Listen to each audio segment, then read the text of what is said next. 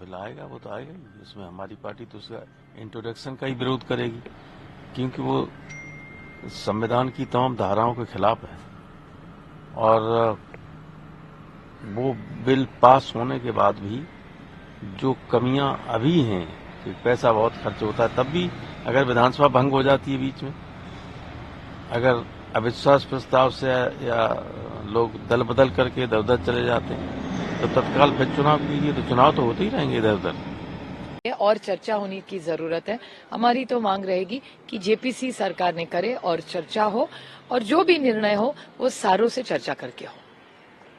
हमारी मांग जेपीसी की है, हमारी पार्टी की मांग जेपीसी की होगी। अमीर को, गरीब को, सभी को पहली बार 1952 में प्राप्त हुआ। One man one vote, one woman one vote जो कहते हैं, वो कभी हमारे देश के इतिहास में नहीं था, कभी नहीं। दलित, आदिवासी, पिछड़े वर्ग, अमीर, गरीब, सभी को मत का अधिकार मिला 1952 के चुनाव से। तो मेरा ये मानना है कि ये one nation one election bill दरवाजा खोलता है संविधान को बदलने के लिए। ये नया संविधान लाना चाहते हैं, ये इनका दोगलापन दर्शाता है, हिपोक्रेसी दर्शाता है। यहां माथा टेकते हैं, बाबा साहब अम्बेडकर की का नाम तो लेते हैं, पर असली मकसद क्या है? One nation one election bill पहला मील पत्थर है, दूसरा मील पत्थर है इस संविधान, बाबा साहब अम्बेडकर के संविधान को बदलो।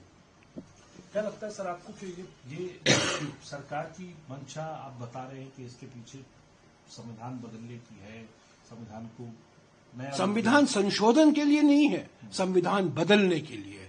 संविधान संशोधन और संविधान बदलने में जमीन आसमान का फर्क है। 106 संविधान संशोधन हुए हैं 1951 से लेकर, और किस संदर्भ में हुए हैं? एक ऐतिहासिक संदर्भ है, कुछ मजबूरियां होती है संशोधन करने के लिए। पहला संशोधन इसीलिए लाया गया था क्योंकि जमींदारी अधिनियम सुप्रीम कोर्ट रद्द कर रही थी।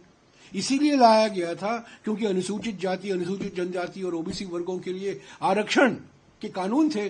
सुप्रीम कोर्ट ने Tamil Nadu Champakam Dorairajan versus state of Madras उसको रद्द किया, रिजर्वेशन को रद्द किया। पहला संविधान संशोधन नहीं होता, जमींदारी खत्म नहीं होती, शेड्यूल कास्ट, शेड्यूल ट्राइब और ओबीसी वर्गों के लिए आरक्षण नहीं मिलता। यही तो मकसद था। तो ऐसे 106 संविधान संशोधन हुए हैं। संविधान संशोधन करना वास्तविक है, वो वक्त की पुकार है, पर नरेंद्र मोदी जी का मकसद जो है संविधान बदलने का मकसद है, क्योंकि ये संविधान मनुस्मृति के आदर्शों पर नहीं बनाया गया है। आरएसएस की आलोचना 1949 से हो रहा है, और आज उसको हकीकत में बदलना चाहते हैं। और पहला ब्यूगल जो बजा है आज one nation one election bill को लेकर, और मैं विश्वास के साथ कह सकता हूं कि अगला ब्यूगल बनेगा नया संविधान।